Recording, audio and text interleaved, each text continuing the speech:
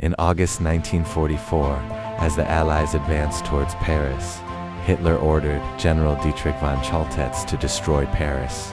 Adolf ordered it because he didn't want the city to fall into Allied hands. Bridges across the Seine were rigged with explosives. Historic landmarks were marked for demolition. Entire districts were prepared to be wiped from existence. Paris, one of the greatest cities in human history, stood on the edge of annihilation. To understand how Paris came so close to destruction, we must go back a couple of years. In 1940, France collapsed with stunning speed. German forces bypassed the Maginot Line and encircled Allied armies. Paris was declared an open city in an attempt to spare it from bombing and street fighting. On June 14, 1940, German troops marched into the capital city without resistance. The occupation began. For the next 4 years, Paris lived under Nazi German rule. The city avoided the devastation suffered by London or Berlin, but life was harsh. Food was rationed, fuel was scarce, curfews were enforced. The Gestapo operated openly. Thousands of Jews were arrested and deported from Paris. Yet beneath the surface, resistance grew. Underground networks spread information. Sabotage increased. By August 1944, the French resistance was preparing for open revolt. The balance of the war had shifted decisively. On June 6, 1944, Allied forces landed in Normandy.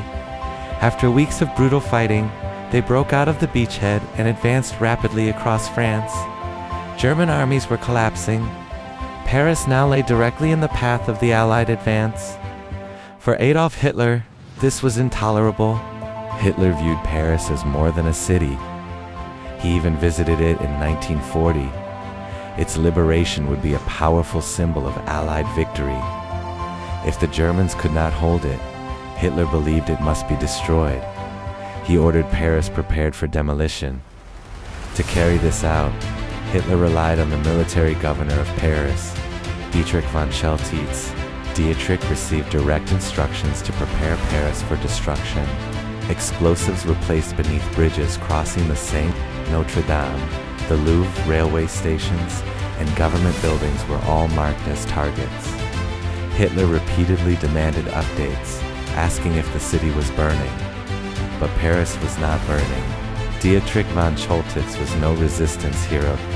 He was a loyal German officer who had carried out harsh orders elsewhere in Europe, yet by 1944 he saw reality clearly. Nazi Germany was losing the war.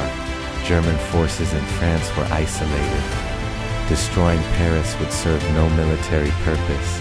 It would only erase a city and ensure his name was forever tied to its destruction. As Allied forces approached, the French resistance rose up. Barricades appeared across the city. Gunfights erupted between resistance fighters and Axis units.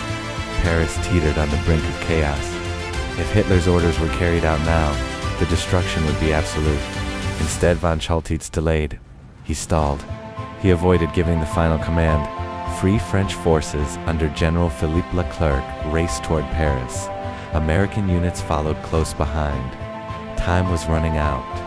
Von Choltitz knew that once Allied troops entered the city, destruction would no longer be possible. He made his choice.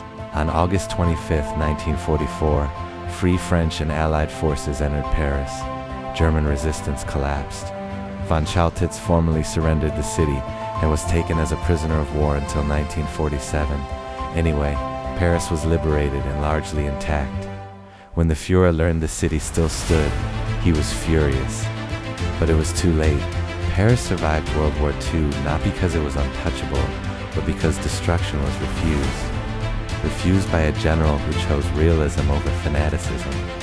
Refused by resistance fighters who rose up inside the city. And refused by time itself, as the Allies arrived faster than the Nazi regime expected. Had the order been followed, Paris would have been reduced to ruins. Instead, the French city endured, and its survival remains one of the most extraordinary near misses of the World War. A moment when history stood on the edge of annihilation and stepped back.